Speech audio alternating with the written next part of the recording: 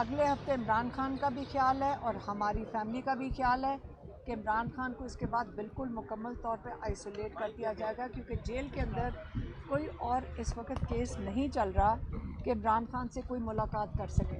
तो ये हम नहीं होने देंगे। जो जो जो ये आइसोलेशन है वो हम नहीं होने देंगे।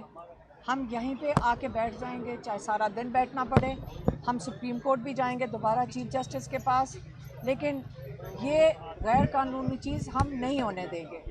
तो अगर मैं नहीं होंगी, अगर हम अरेस्ट हो गए, हमारी फैमिली भी है, इमरान खान की पूरी पीटीआई है, वो ये बिल्कुल नहीं हिम्मत हारेंगे।